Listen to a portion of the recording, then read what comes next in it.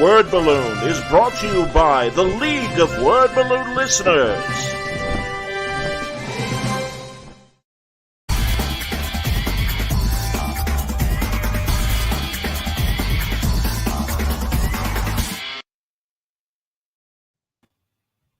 Welcome back, everybody. It's time again for Word Balloon Live, the comic book conversation show. We're going to talk more than comic books today. Joe Saunders here. Happy to welcome the co-creator of KIladelphia.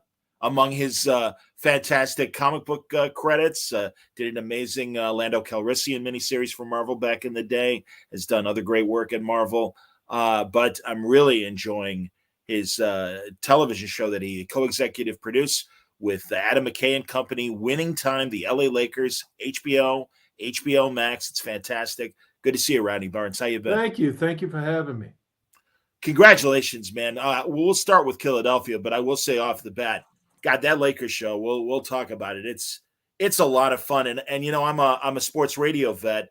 Right. And when I started in sports radio in Chicago, it literally was that transition year from the Lakers to the Bulls when the Bulls beat them in 5 games for the NBA Finals. When Jordan hit that great shot coming down the lane, the switching the hands thing, that was it.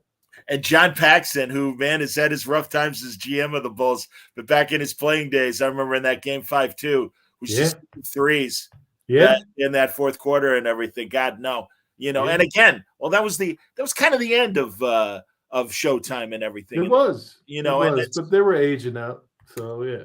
Yeah, and again, there's always going to, you know, it's Creed versus Balboa, you know. Exactly. There's going to be a young guy little younger and everything, and that's going to make the difference no matter the talent and everything.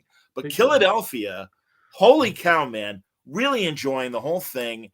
And is this the last arc? It really is the end? No. Okay. We've got a little ways to go. You know, it's always it's up to Jason Sean Alexander's availability. You know, I would hate to not do it with him. So, you know, I keep crossing my fingers before every arc that he'll keep coming back. So that's the thing. Well, I'm glad to hear that because, yeah, you know, obviously, I mean, the current arc has like the end or the last something in there. Yeah, it felt like it was wrapping up and everything. And again, I love this cover, and I also, I mean, the whole God, Rodney. At the same time, I love this as a very snide kind of swack at American history that's earned. I mean, you know, and but also it's almost a contemporary comparison accidentally with Ukraine. Yes, because oligarchs created this country. Yeah, it's the truth that, but we call them the founding fathers. Yeah, and I'm a massive American history fan, and I have a lot of respect for the good things that the founders did. Yes. But it really was a bunch of rich guys kind of deciding, you know, fuck this, we're not paying the tax anymore. Yeah, I mean, KIladelphia is sort of trying to create some semblance of balance to the narrative. There are good sides, there are bad sides, as you said, and there are sides in between. And so if I can use genre to sort of, you know, satirically play with some of that stuff, then why not? That's amazing, man. Yeah, I mean, just again, I just love all the players, and I mean, we just had President's Day, and I mean, I always every year it's become a habit watching that HBO miniseries, John Adams, that they did. And another great thing, and it's just so great seeing John Adams and Abigail and Thomas Jefferson and now Washington himself and everything. And little did you know they were all vampires. Keeping that vampire value these 200 plus years. There you go. Very funny, man. Very, very funny. And also a great police procedural, great vampire story. Truly, man. Here, Deviant Pork says KIladelphia is a fantastic comic. Great writing, great art. Thanks for spoiling us with great content. Indeed, man. Well, thank you. That's a great compliment. I appreciate it. Was it always your intent to do it through Image? Well, you know, because it really. No, I think we went out to a bunch of places a while when I first convinced Jason that this was worthy of doing, and he agreed, that we went to a couple of places that just didn't get it. And fortunately for us, Jason had a relationship with Image because he had been doing Spawn. And they said yes, and it was off to the races.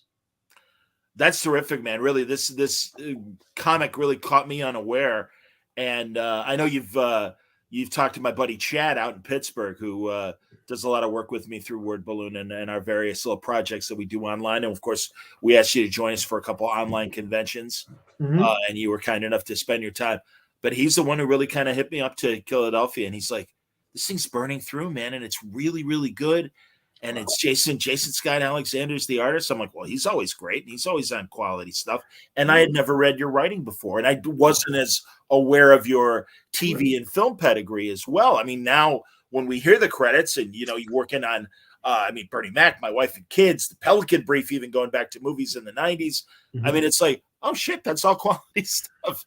So it was great, and really, it was. I mean, really, I'm really glad that you're a comic fan and you're bringing your talent to comics, because you're another great voice here. Well, thank you very much. Yeah, I've loved them my entire life. At all stages of my life, comics have been a part of it. From a kid, when my mother used to take me to the library when I was little, to teenagers when they started to become literature with Neil Gaiman and Alan Moore and Frank Miller, and then just to present day now. They're a revenue stream as well. So it's they've been there. I think a lot of my love of genre came from comics first. You think about Thor and mythology, and just playing with a lot of themes that I probably wasn't paying attention to in school. Comics sort of introduced me to a lot of things that I probably otherwise would have ignored. I'm so with you. We are close enough in age that I think we share a lot of the same experiences that way. Were there specific creators that you gravitated to? I mean, yeah, as a kid, I mean, there was sort of a holy trinity of Neil Adams, Bernie Wrightson, and Jim Starlin. Those guys. Mike Grell was in there. Sure. Then George Perez and John Byrne, and I was an artist guy in the beginning. That was my first thing. And then Frank Miller was sort of an outlier, because I actually started to read the books in a different type of way with his Daredevil run, with Elektra and all of that in the beginning. Oh, yeah. And then, like I said, when comics sort of crossed the bridge and you started to get more guys who were writing seemingly prose, with Alan Moore and Miracle Man and Swamp Thing and that kind of stuff, it's sort of, and Neil Gaiman with Sandman and Miracle Man, it's sort of, it made me think in a way. It made me look at comics in a completely different way that I had before. Not to say that I didn't take them seriously, because a lot of stuff that Jim Starlin did with the death of Captain Marvel, and it was heavy stuff as well. 100%. But there was something about those other guys, the way that they sort of elevated it, made challenge you with thoughts that went against the mainstream ideas of what comics had been up until that point for me. And so I began to look at comics as a way to express yourself beyond writing the standard Marvel DC characters, and really being able to make statements in a way, and commentary about life and politics and stuff. So yeah, that's cool, man. And what was your first comic breaking in? My first comic was Falcon, 2016, nice. Yes. 2017. I did a short run on Falcon, and then I did Lando right after that, and then I did a book, Quincredible, for Lion Forge, and then I did what did I do? I think KIladelphia was next. And then I went back. I just did a War of the Bounty Hunters one-shot, IG-88, for Marvel and Lucasfilm. And from KIladelphia, I have a spinoff of KIladelphia, Nita Hawes' Nightmare blog, that comes from that world. And then I'm doing The Mandalorian. Yeah, I heard. To finish that run. Finished all the scripts for that. I did James Bond and Army of Darkness for Dynamite. I have to look at my board. What else am I doing? Then I have my Substack page, where I have Elysium Gardens and 20 Degrees Past Rigor. And it's a werewolf story, a zombie story, a gunfighter in hell story, and a serial killer story that are on my Substack page. Wow. 3 of those are connected to the KIladelphia universe.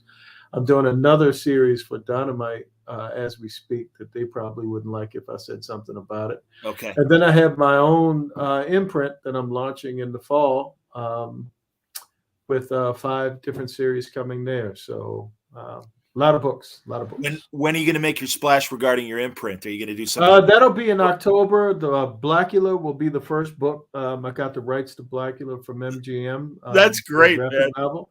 Go on. And I got a book with Snoop Dogg called Tales from the Crypt, CRIP, and anthology series, horror series. And then a couple of other books that I'm really excited about as well. That is so excellent, man. And I'm sorry, the name again for your imprint?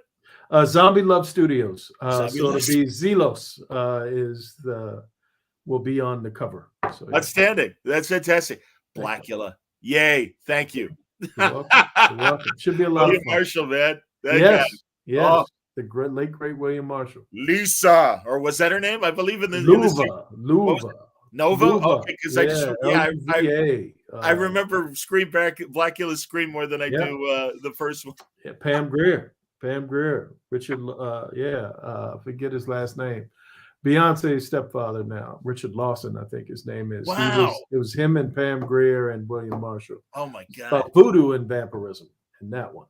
So yeah. Well, and really in the second movie, he almost becomes like tragic hero. Yeah. And that's great. So I can't imagine. Are you going to write it? Are you writing it yourself, the Blackula? I am.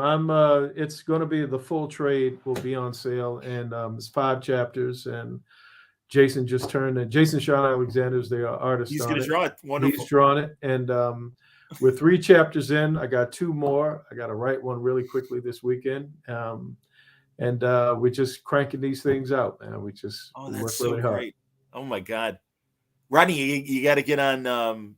You got to get on Svengoolie and see if you could do one of the movies, and then have you talk about the comic or something like that. You never know. You never know. So here's hoping, man. That is so great.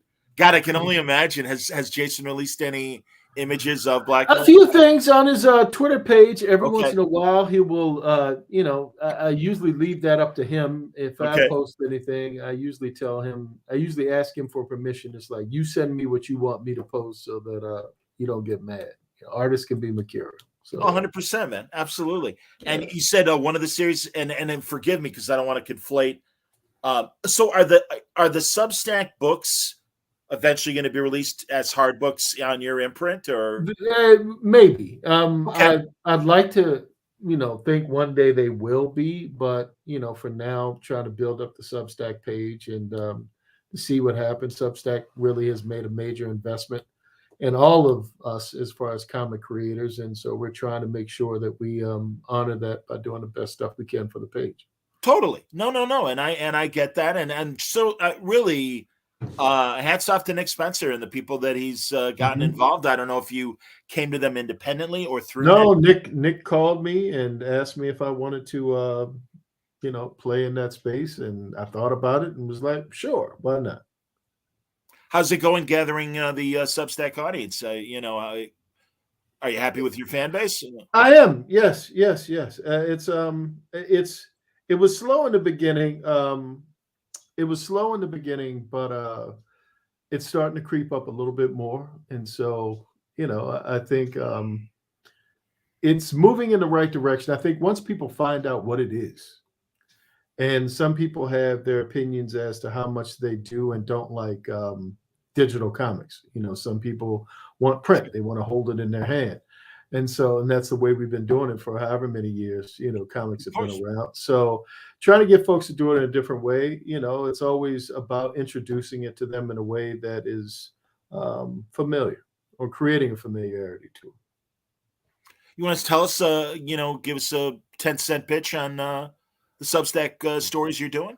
Yeah, well, like I said, 20 Degrees Past Rigor is a zombie story that's set in Flint, Michigan. Zombies are basically spawned from the polluted waters of Flint. Wow. Yeah. That's connected to the world of KIladelphia. There is Elysium Gardens for regular readers of KIladelphia. There was a backup story, Elysium Gardens, about werewolves, and now that has moved over to the Substack page. Okay. Johnny Gatlin is a gunslinger in hell. I sort of create hell like the Wild West, and there are 4 master demons and Satan who control territory, and there's this one guy who sort of is the bad guy, the gunslinger, who works for one of the demons and is sort of who is hell bent on taking hell over. And then there's The Butcher of Black Bottom, which is a serial killer story set in Black Bottom area of Detroit in the 1920s. If you can think the movie Seven, but take it back to the 1920s when Detroit was just building auto plants, and you had the Irish and the Black communities were at war, and the unions and all of that kind of stuff.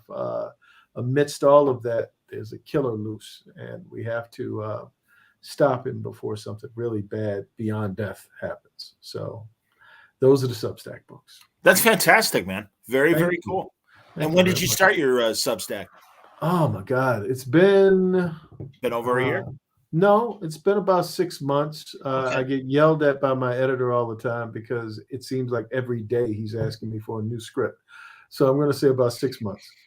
Okay. And, how is it doing the ancillary stuff? The newsletter, and I don't know if you're doing video. I don't do as many newsletters. I know some guys are doing more newsletters than they're actually doing books. I sort of do it the other way. I'm doing more books than I actually am newsletters. Okay.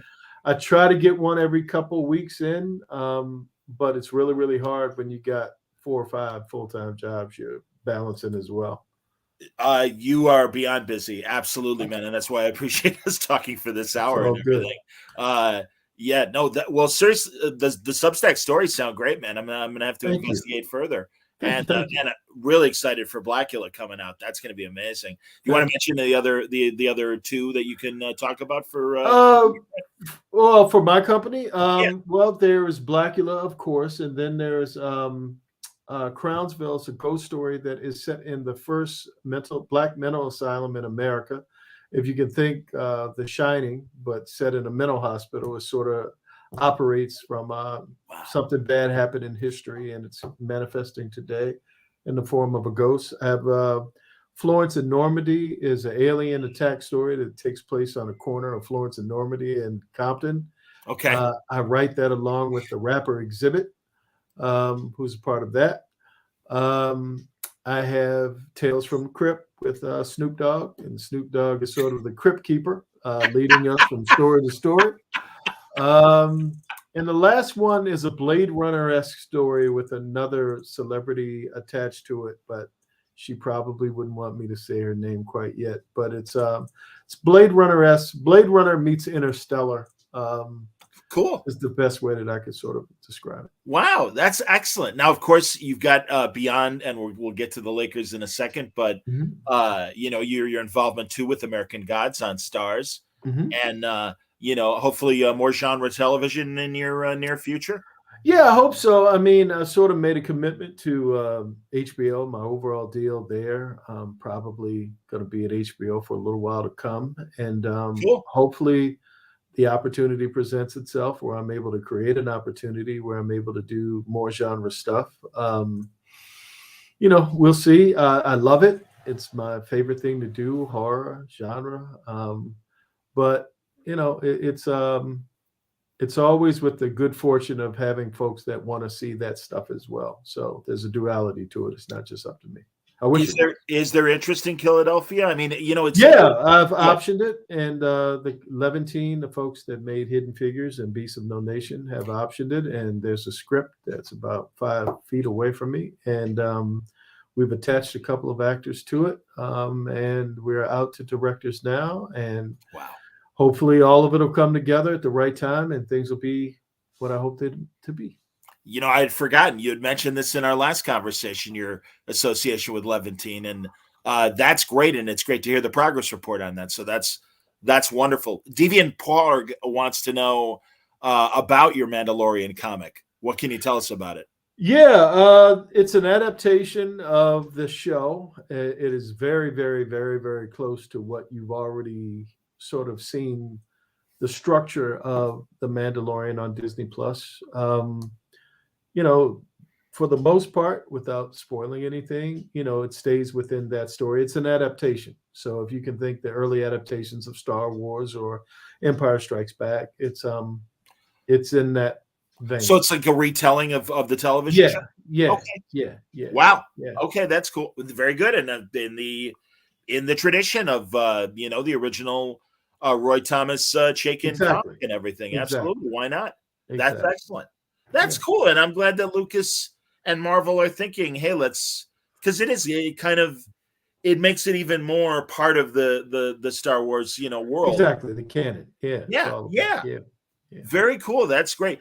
I love the character. You must have had fun. I mean, again, it's an adaptation, but clearly you have an attraction to. Yeah, I love. If you would have told me when I was a kid that I'd be able to write, Lando, IG-88, and Yeah. the Mandalorian, I would have said no way. I wouldn't have believed you. So, to be able to play in that space is truly an honor. And I get it. I get it. That's excellent. No, I can appreciate that. Are you a Star Trek person as well, or? I am. Was just had an argument the other day because a lot of the younger people that I encounter do not want to give the proper love and respect to the original series. They look at first generation or next generation as the first one, and I'm like, well, wait a minute. There was this other thing with this. Richard Matheson wrote one, and it was a bunch of great Samuel episodes Peoples. there. Yeah, Oh, yeah, a lot of bunch great of great sci-fi. stuff there, and Absolutely. they dismiss it because of the effects and William Shatner's over the top acting and blah blah blah and whatever. And I'm like, you just don't understand, you foolish kid. You just don't get how great that series was. Must see television. You're 100% right, and it's Shatner's birthday today, 91. Oh my God, he just came back from space. Isn't that amazing? That Literally. Was so cool. That is insane. It really is. I was just talking earlier this afternoon to Mark Bernardin, who's on the Picard writing staff for season 2. And of course, they made the announcement that they've recast Kirk for a new Star Trek. Wow. And I'm very nervous about that. I got to be honest. Yeah, me too. I like the way they rewrote Spock and gave him a bunch of modern problems that it's like so unnecessary. And I'm really afraid they're going to mess with Kirk as well. I don't know. Time, things change so much, and it's unfortunate. Sometimes it works well, so I won't be the old guy that says, get off my lawn, kid. But I'm starting to feel like that guy. No, I hear you, and I'm with you. And I mean, God, Ron Moore's Galactica is a great example of doing a reboot right. Yeah, yes. And, I mean, so it's certainly possible. And I'm rooting because I really do think since the beginning of Discovery, even now, I think they're making adjustments and are trying to make it more Star Trek-y. Mm-hmm. Even though they're, and from doing what you're currently doing and even in your past, I think writing, and I'd like you to hear your comments on this, writing season-long arcs, there's a real skill to that, and not everyone has it. And there are a lot of bad examples of doing it wrong as much as we're in a golden age of doing it right. Yeah, I mean, I think the balance, for a show like Winning Time is we are plot driven and character driven simultaneously. And that's a difficult thing to do. I think, it's a testament to Max Borenstein and a bunch of myself and other writers that come in and really work hard to give their time and focus to, a piece of work like that. But you're right. It's not easy. I've been places where it was brutal. I've been places where it's brutal and it didn't turn out as well. It didn't warrant the brutality. Let's put it that way. And there are other places where it's been a joy. And even though you're working hard, you're enjoying the work. And, it's been quite a journey going from show to show and thing to thing and learning what to do and learning what not to do. Understood. Let's get into Winning Time and talk about that. We're going to take a quick break, and we'll be back and talk about this amazing HBO series that is just killing it, not only plot-wise, but definitely character. We'll be back. All right.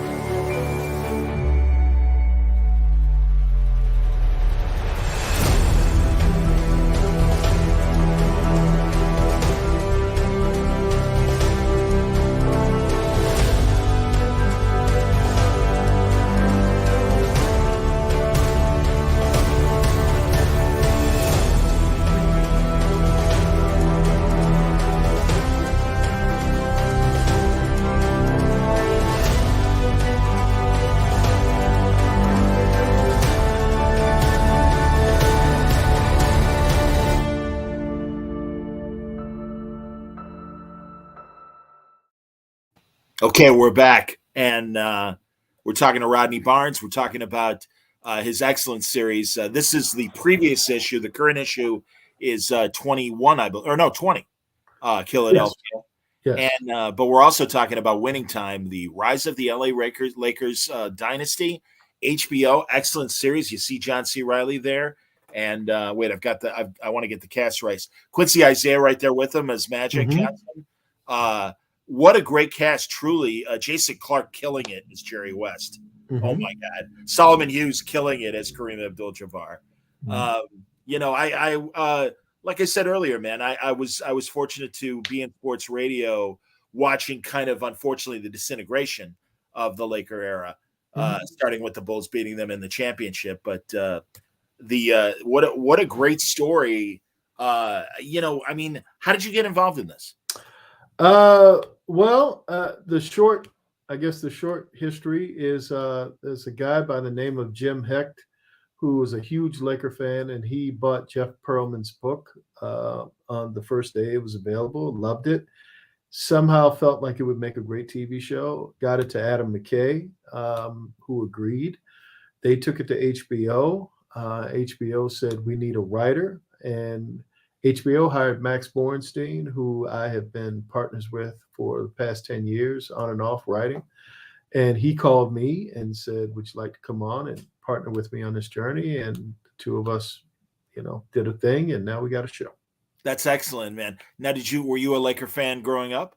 I was a 76er fan. I was a Yeah, 'cause huge you're Dr. J Philadelphia, of fan. course. Yeah, I was a huge Dr. J fan. Sure. Posters all over the wall and ceiling.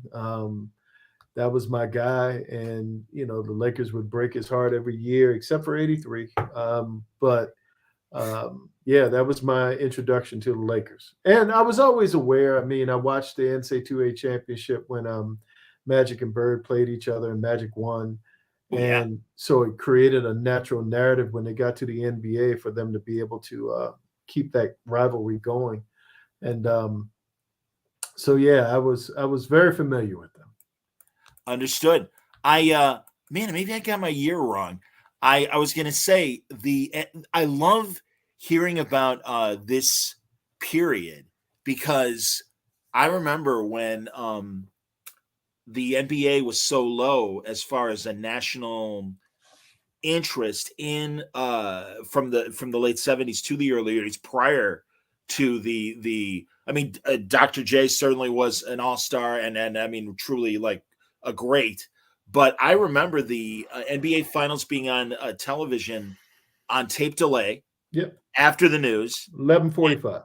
There you go, man, for real. Yep. CBS, exactly. Yep. And one year in high school, and again, maybe I'm getting my years wrong because I thought it was a year that the Rockets were in the finals. I think it was when I know for sure it was when the 76ers played the Portland Trailblazers, that 77 time, because I had to go over to a friend's across the street, and because my grandparents wouldn't let me stay up and watch it. So I had to go over his house, and we watched it on his porch on a little black and white television. So, yeah, I can say for sure. I think by the time Bird and Magic got in the league was starting to ascend slowly but surely. Absolutely. Well, and I was going to say, even in the bad years in Chicago, nobody wanted the radio rights to air the finals. Mm-hmm. And my high school radio station was the Chicago station for the Chicago market. And literally, we had 15-year-old people going, "You're listening to the NBA Finals on New Trier Zone WNTH." And it was hilarious. I mean, seriously. But again, that's how low things were. And these guys came and electrified both coasts. And I mean, God, that Magic Bird HBO documentary from a couple of years ago it was great too. Look as well. And a great companion piece to what you guys are doing in the series. You've got more room to really stretch out. And again, not just, and forgive me for keep going back to Star Trek, but it would have been easy really just to focus on Bus and Magic and Jerry West and really this tight-knit thing. But, everybody is in there to the point where Claire Rothman is a character. And, God, of course, Adrian Brody is Pat Riley. But a lot of the ancillary people, even the most recent episode 3, when Dr. Bus is going after Tark, I didn't remember that. I totally didn't remember that. Yeah, well, episode 3, I'm in it. So I'm the head of Laker Forum Security. I'm the guy that stops Pat Riley from coming in. So even the Yes. security gets a little bit of story in this thing. It's outstanding. Well, again, that's the thing, man. There are so many layers and so many role players. And that is something I learned in my years in sports radio as well, is you don't need to necessarily talk to the bigwigs to get the story and everything. How some of my news reporter heroes, like Charles Collingwood, couldn't get an interview with the South Vietnamese president, but he knew the fifth guy on the South Vietnamese contingent that had the minutes and really was in the room, and it was a great source to him. So no, it's that's a lot of times that is the below the line people putting it in movie and TV terms. Lots of great stories with those people. Yeah, it's true. Jeff Pearlman in his book, he did my podcast, and he was talking about how a lot of the research that he did wasn't necessarily with the above the board Lakers, the starters. It was really the guys that didn't get a lot of time, who have sort of been forgotten in time. Those were the guys that were willing to sit down and engage him. Totally, man. And I'm going to get Norm Nixon. What's Norm Nixon's kid's name? That's Devon Nixon. Devon Nixon, man. He is terrific. And I was just watching the after show with Rick Fox and him and again the kid that plays Magic and everything. Really great stuff, man. And also again these little things that here in Chicago, I didn't what level there was. I didn't know of a rivalry with Norm kind of shutting Magic down as the rookie and everything. I don't know how much of that is heightened reality. No, it was true. There you go. Yeah. Well, anything that you dramatize is always slightly heightened. I don't think anything. When you say true, it's relative to what really happened, but we're dramatizing what really happened. So there's that.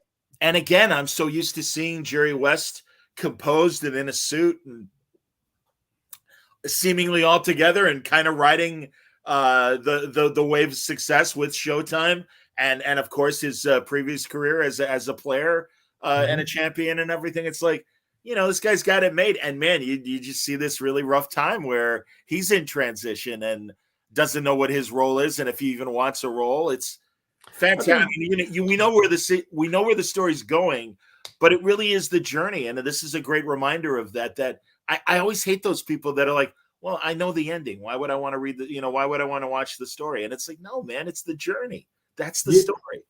Yeah, I mean, I think a lot of one of the hallmarks of the show is you get what you know, but you get some stuff that you didn't know. And you get to see people. You get to see Pat Riley before the Armani suits and the slick back hair, and you get to see Jerry West other than the cool guy that you've come to know. And I think it's kind of cool, formative years of Magic and all of these guys and what was really going on behind the scenes with Dr. Buss and Laker management and the front offices. So it's all sort of a deep dive into a really unique period of time in history and sports. Are we going to go, I mean, as the television seasons go, year by year? I mean, obviously, Well, I'm sure, we'll have to shift and move things around based upon what it's the network's needs, what the story dictates how the story is told. So, you would think that, Lakers beat the Sixers twice. Do you really want to see a second Sixers thing? You want to sort of kind of get the bird at some point.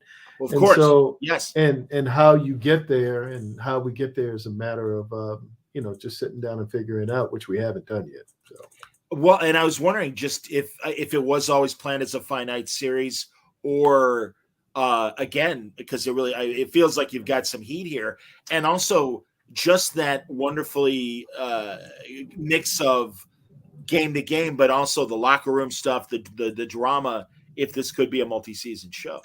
Yeah, I mean, it started off as a miniseries, and then it expanded to a full season. And I believe it hasn't happened yet. HBO might want more, so we'll see.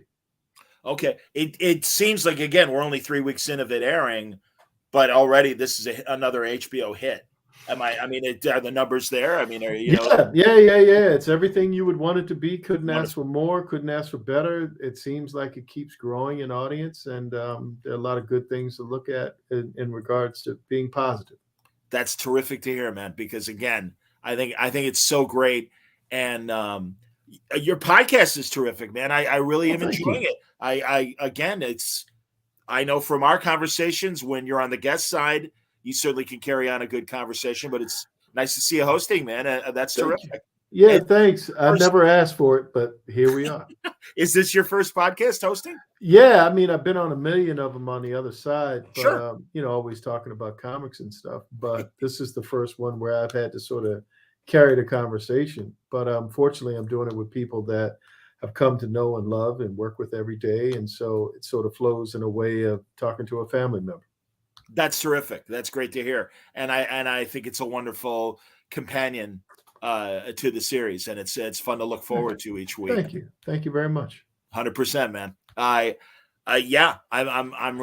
very excited. Do you now? Again, I mean, we love your. Well, I guess sports is a genre unto itself. I was going to say we love your genre fiction. I suppose the Lakers, in a way, is also genre fact and dramatization of genre.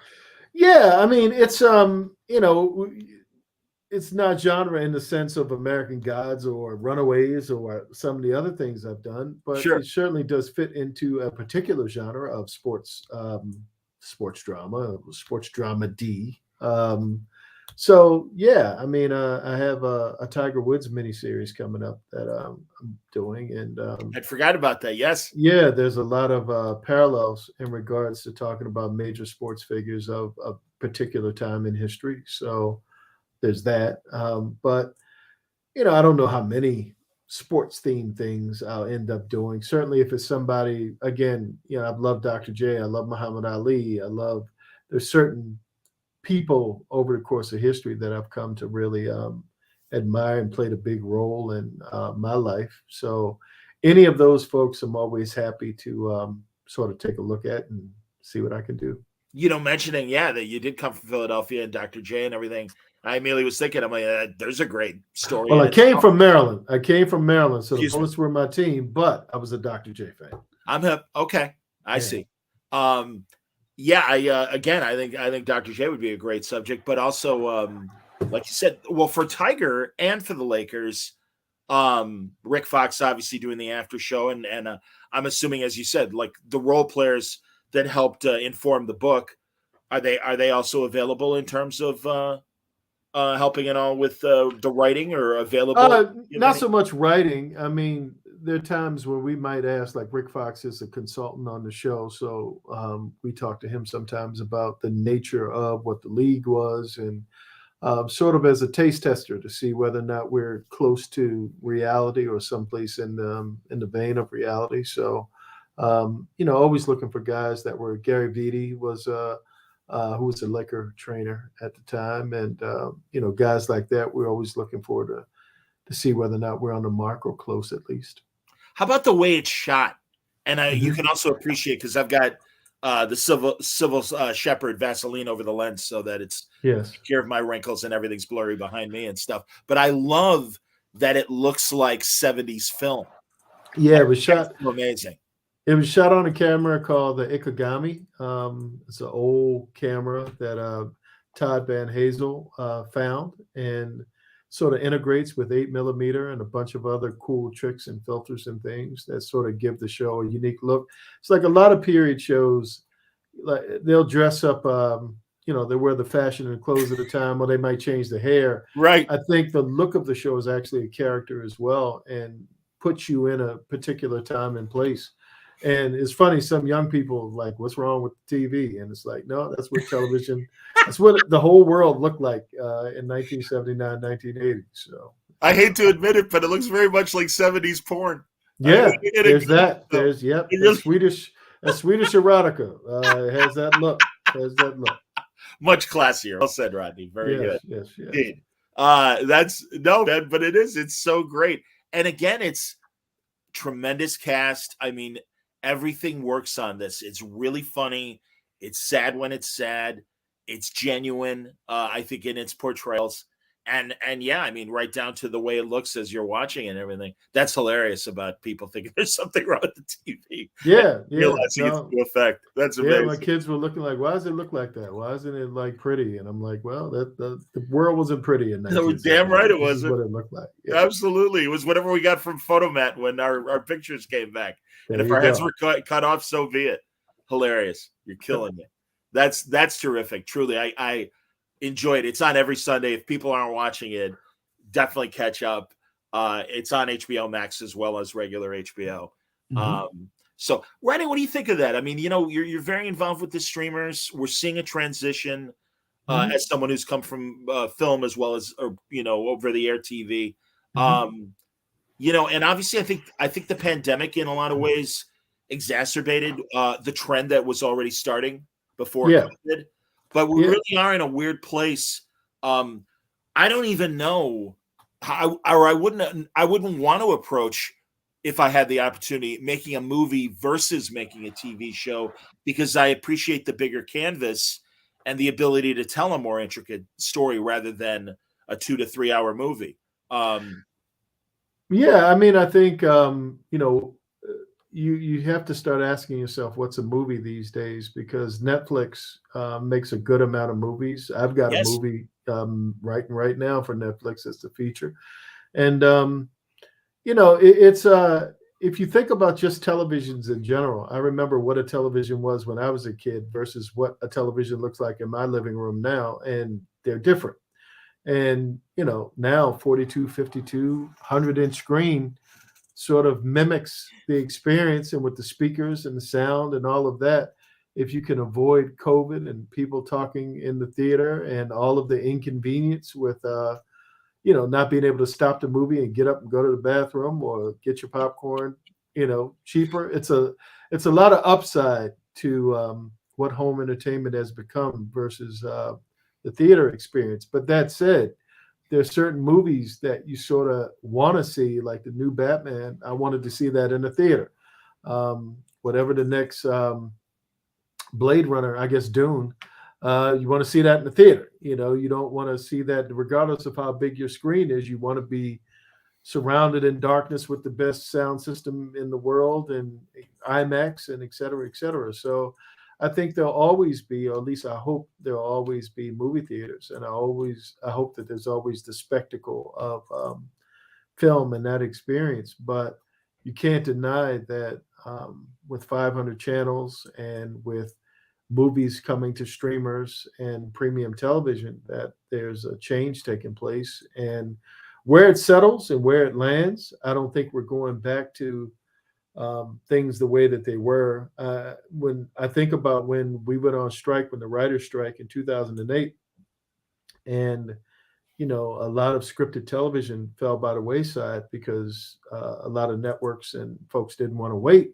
But what happened was reality television that's sort of right. sprung up, and game shows again, and you start to That's get right. shows that don't require a script in the same way, and more talent singing shows and those types of things. So and now they're a regular part of the network television experience. Virtually every network has some form of a reality show or game show on their network.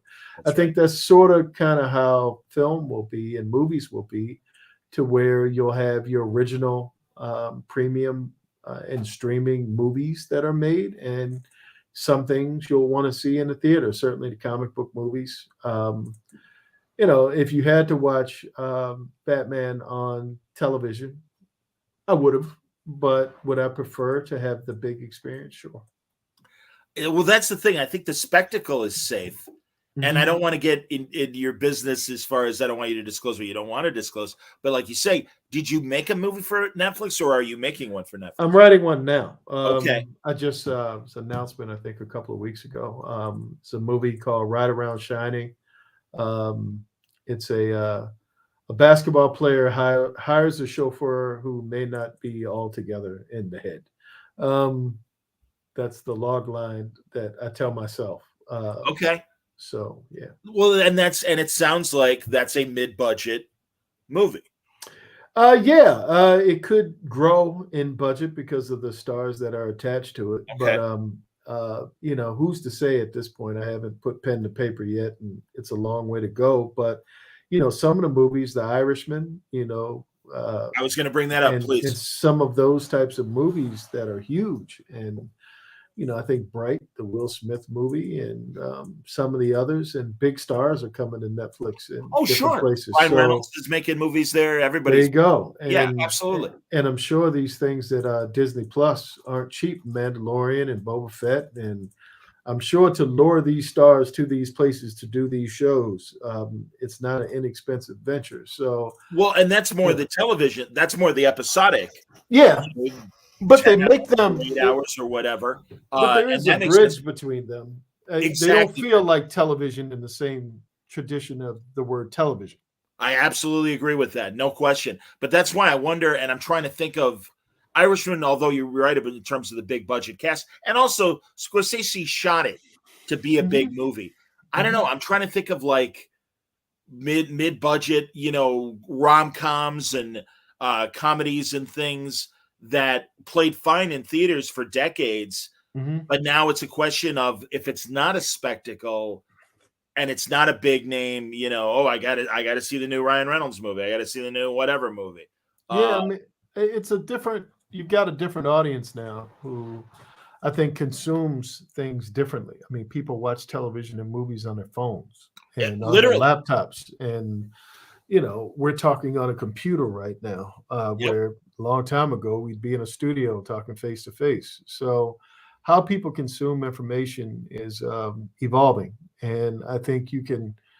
I think for me, and certainly I romanticize the past. I remember going to see Saturday Night Fever in the movie theater and Dirty Dancing, Sure. those types of movies. But, Yeah. is there a place without a superstar attached for those types of movies? In my mind and heart, there is. Sure. And I'm hoping that they'll continue to be in theaters, but don't know. Yeah. Again, I think we're in mid transition, and only the trends will show us if we're if we've seen the end of that, or if again it's coming back in some way. I guess we'll see. I literally, as you were saying about wanting to see Batman on the big screen, I waited till recently to watch the Spider-Man movie. I didn't go to the theater because I still didn't feel safe, Yeah, healthy yeah, in yeah. the theater. Understood. Yeah, yeah, yeah, Yeah. And again, yeah, I mean, it's a big movie. I'm watching it on my laptop and everything, so yeah. enjoyed it. I get it. I hear it was good. I haven't seen it yet. Oh, there you go. Yeah, Absolutely, man. Crazy. In our closing minutes, I wanted to talk a little boxing with you because yeah. Of we course. both love the we both love the sport. Of course, I'm sure you feel the same way.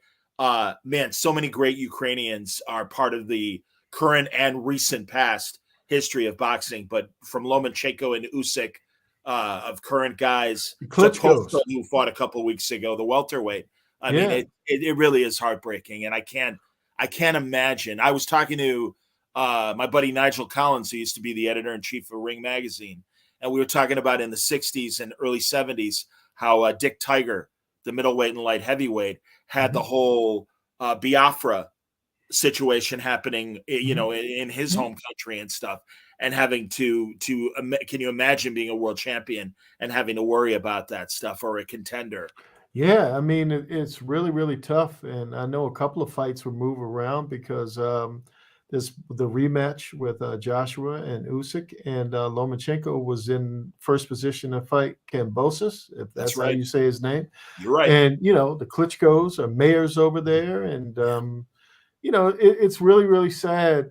We seem to evolve technologically in the world, but it doesn't seem like we figure out this peace thing as well. And it really is a bummer because it's sad to see what's happening when you turn on the news and that people are hurting. And I tend to travel a good amount, and you get around the world. And I was in Africa earlier this year, and my guide was texting me, and he was telling me how the war over there was hurting them because people don't want to leave tourism wise because they don't know what the conditions are going to be, or if airports in certain places are going to get shut down. And first they had COVID, and now this war, and you never know what's going to come next. And so you just don't realize anymore. I don't think people realize as much how things that are regional affect the entire world and people around the world. And it's really, really unfortunate. It's really sad to see. There's no question about that. I agree with you. And it's a heavy dose of reality that, as you said, we were finally seen to be breaking out of COVID, and now we're worried about World War III. Yeah, exactly. As the world is on fire. Absolutely, man. No, it's insane. Well, here, let's distract ourselves a little bit more and talk about two guys in the ring punching each other and everything. Canelo versus Bivol. I think, I'm really excited for this fight. And I'm a massive Canelo fan. I really thought Triple G won the first two fights. But that said, there you go. But really, the last year for the guy to fight 4 times in 11 months and really fight top competition and best. Were they top competition, though? Were they top competition? That's interesting. Please. It's like when I look at the guy with the 3 names that he broke his jaw. I forget his name. Billy Joe Saunders. Billy Joe Saunders. Billy Joe Saunders. I enjoy watching him. He always felt like a Tuesday night fighter to me. Sure, hilarious. Like one of those guys. Absolutely, the old USA Network fights. Absolutely. The guy that he just knocked out, the last guy. Caleb Plant. Yeah, Caleb Plant. Again, I think so. Above average, but I don't know if he was a killer. Let's go to De La Hoya. De La Hoya was really fighting a murderer's row of fighters during his time. He fought everybody. You're right. Love him or hate him. Like every 2-3 months, he was fighting every fighter that they put in front of him. I mean, even his Julio Cesar Chavez a couple of times, and just everybody. And when I see Canelo, I say, okay, I believe Lara beat him. I believe certainly Floyd beat him. I believe I was at both of the Triple G fights, and I believe Triple G beat him. Or at least it was, at least I don't think he won cleanly. Let's put it that way. I thought it was a draw.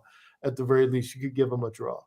And then when I look at these guys, he's not fighting the Charlos. That's interesting. Sure, the middleweights. Yeah. There's the cruiserweight guy, the Better be if. Yeah, it's like I would love to see him fight him instead of it's like there are certain guys who challenge themselves in a very unique way, and I think we live in this world of marketing sometimes with fighters to where they build them up, they market them, and they pick and choose, and that's part of the game is matching fighters with the right opponents. And I'm not saying Canelo isn't great. Canelo is great, and being able to have this conversation sort of speaks to the entertainment value. At least we have a guy that we can talk to that we know. We can debate back and forth about the level of competition, but we can't debate his greatness because he is great. And Triple G is slipping. He's 56 right now. Yeah, I believe. And so, I don't have a lot of hope. I'm holding out for this third fight of it being really, really competitive. So there's that. I'm a Tyson Fury fan. I know he's saying he's going to retire after Dillian White, but I'm hoping he fights Joshua just because. I'm hoping Deontay Wilder comes back, and even though his technique could use some work, his footwork and all of that kind of basic boxing stuff. Everything but the right hand. He's got a right hand that would, right now, if he held it up, I would probably pass out. So it's the equalizer. No, absolutely. I mean, literally, he is a one-punch fighter, but my God, that punch. And he doesn't need to be balanced. He doesn't need to be on balance. He doesn't need to be set. And I think a lot of fighters that was more skilled that he's knocked out, certainly look at him and think, okay, in order to deliver that punch, you look at guys like George Foreman or guys who had one-punch power, that usually the thing that worked for them, Mike Tyson, they had their footwork and their balance and their ability to be on balance to deliver a punch. And when you look at a guy like Deontay Wilder, he's off balance. His footwork is off. His technique with throwing punches when he starts to windmill like he's on the playground. But all of that, he can throw a right hand from any angle. And if it connects, you can be knocked out. Exactly, man. And it's an Later. amazing thing to witness. And that alone, there was a period of time when he was beating certain guys. I think it was Brazil and a few other heavyweights. Chisora, yeah, those Yeah, guys. when the guy that Don King managed that he fought twice. I forget his I name. forget his name, but I know you mean. But you know what I'm talking about. It's like when he knocked him out, I was like, as soon as he fights somebody with some technique, this whole thing is over. Because, he's fighting these guys who are pretty good, but they're not, they're not of the skill level that of some of these guys were. And I thought Tyson Fury was that guy. And I'm half right because Tyson Fury did beat him, but it was way more competitive than I ever thought it would be, only because, the will as well. Because that third fight, I would have quit. I got tired watching it. So I'm sure Wilder was tired and he hung in there and he did a great job. And, I have nothing but respect for the guy. I would love to see him fight Joshua because I think Joshua was Joshua is he's got a great body. I would kill for that body. I think it's past me though. But when I look at there's something about his style that I could tell Usyk was going to be able to. Usyk's a natural fighter, great amateur background and all of that. And Joshua seemed like he learned to fight, but it wasn't his first thing. And so when he comes up against a superiorly, like he can beat certain guys, but when he comes up in an old Klitschko, but when he comes up against guys that are superiorly skilled, then there's going to be problems. And Andy that's Ruiz. sort of Andy Ruiz. Built like example. me, fat two-handed fighter, but a two-handed fighter that knew how to slip punches, counter punches, and Joshua didn't have an answer. And again, that's what I saw in Usyk in terms of the skill level. And it's like, I mean, even I don't know how he beats him. knocked him down. And it's like, all right, the guy's chin is not the greatest chin. Yeah. And Usyk has more than enough talent. And I think, frankly, in the last round of that Usyk fight, Joshua was saved by the bell. I think because he was on the ropes. And I agree with you on that down. one. I agree with you on that one for sure. I think that I dig the idea of Joshua, kind of like Ken Foreman. Back in the day, it's like there's a Ken Norton. Ken Norton, yes. And I appreciate the body, and when he knocks somebody out, it's really beautiful when he does it. But there's something there that's sort of missing.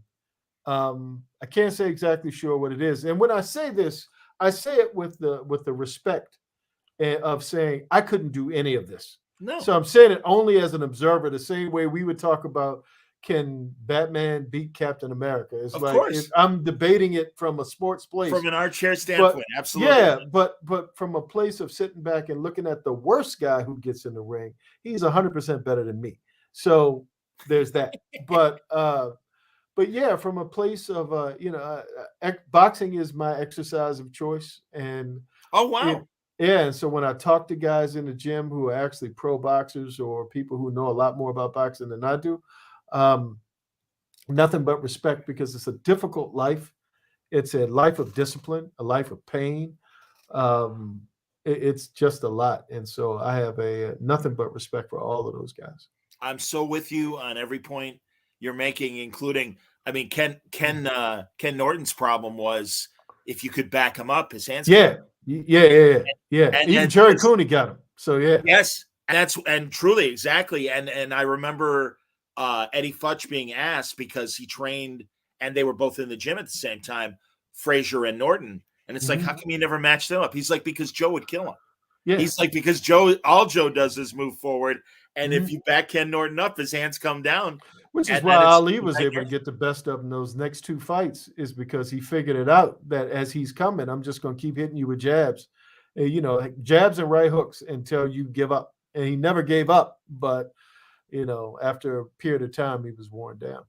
My buddy Sal Avenatti is watching and just wants you to know he loves the Lakers show. Thank you, Sal. Appreciate it. He knew Dr. Buss. Okay. And I imagine nothing but great stories coming as far as Buss stories. That unless did you have personal encounters with Dr. Buss? No, only in going to the games and seeing him sitting there. I didn't get to know him personally. A lot of these guys, I think the only personal Lakers I know Norm Nixon. I know I know Rick Fox, You know, Rick, sure. obviously.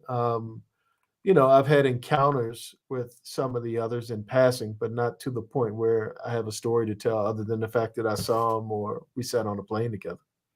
Is Jeannie nervous? Do we know? Have you get Don't know. Had no idea. I hope, my whole thing with all of them is that, what we say often, you'll hear other folks that are tied to this project as well say the same thing, that this is a labor of love and appreciation. We're not out to do a hit job on anyone. Um, this was a special moment in time for sports and American media, certainly for sure. The evolution of what we were talking about earlier of going from the number 5 sport that was tape delayed to being a world sport where they've got murals of Steph Curry in China. Now, there's an evolution in all of that. And we're sort of talking about the beginning of that process. And, we're not out to make anyone look bad. It's funny because on episode 3, we had our Chick Hearn said a couple of words that rankled some feathers. And, it's 1979. And I think about what Don Rickles said on the Tonight Show. And I love Don Rickles, like with a passion. I love Don Rickles. And I came from that world. We all came from that world that sort of wasn't as woke as the world that we're in right now. It didn't equate it as being as harmful as, what we see now. And so Yes. I would just say, if you can have a little bit of empathy for the time, not necessarily for the message or the word or the delivery and how it lands right now, and you consider everybody, I know I am an imperfect, flawed human being, and you catch me at the wrong time, at the wrong day, I may say the wrong thing or in times do the wrong thing. It's not intentional, but we're human beings and nobody's perfect. And those folks weren't perfect as well. So, and in the end, all of them were legendary. And Chick Hearn was a legendary announcer. Magic Johnson was a legendary. Kareem Abdul was a legendary player. The Showtime offense was a legendary way to play the game that today still affects the up-tempo style of basketball. So all of it said, this is a labor of love, and we hope, and the intent is to really elevate the idea of who these folks were, not to denigrate anything. Agreed. And my fear, I understand, and we should behave better because we should evolve. And I am for the intent of correctness. Mm-hmm. That said, the concern of the modern audience about correctness, even portraying the past, to me softens the harsh realities that we were able to take on a different level than what is acceptable today. And that I think when you get to a place where you can't tell the truth, in regards to what the world does, and I'm empathetic to the sensibilities because they affect me too. I'm Black, and so a lot of these things I get are painful, and we don't want to certainly celebrate certain behavior, certain ideas, and certain antiquated ideas, or any of that. But that's not to say they didn't happen, and that they weren't said, and that they weren't, somehow this we lived in this pristine world from the beginning. There were slaves, there was Japanese internment camps, there were a lot of things that have happened the way the Native Americans were treated. We could go down the list. Yeah, it was immigration. When the folks from different places were coming. Oh, I got to take this call. We can wrap, Rodney. You can run. Hold on one second, Remy. Yeah, so that's basically what it was, and so yeah, we're trying to do our best. Rodney, please go ahead and I'll say really fast. Thank you. As always, love what you do. Let's talk again, and we'll talk when the line comes out in the fall, hopefully. Thank you very much. I appreciate it. All right, take care, Rodney. All right, you too. Rodney Barnes, everybody. Thanks a lot for watching. I'm going to let Rodney go. He doesn't have to stick around. He can take his call if he wants, and even there he goes. No, thanks everybody for watching. A much busier day than I had forgotten. I suddenly scheduled all these different things. Tomorrow morning on Word Balloon, we're going to have a lot of fun. Elsa Chartier is going to join me for a breakfast broadcast. At least breakfast my time, mid-afternoon, her time in France. But man, I love Elsa's work going back to November with Matt Fraction. And I've really enjoyed her current run now with her Substack series that she's doing with Tom King. Love Everlasting, issue 2 is out now, I believe. And we're going to talk about the series. We're going to talk about her work on everything that she does. Her wonderful Kickstarter sketchbook campaigns. I mean, she seems to have it down to a science. Also, her fantastic how to draw and just her observations of comic book art videos that she produces. I mean, this is barely a puppet show with what you're watching here. Who are we all kidding? I mean, she really has excellent production values. She doesn't need to blur the Oscar Madison life that is behind my couch. It's going to be great to talk to Elsa tomorrow morning here on Word Balloon Live. Thanks, everybody. Honestly, as always, good questions, and I'm sorry I couldn't get to everybody, but really appreciate the support for Word Balloon. Subscribe to the channel if you like this. Make sure you hit the like button as well. And thanks very much. We'll talk to you soon.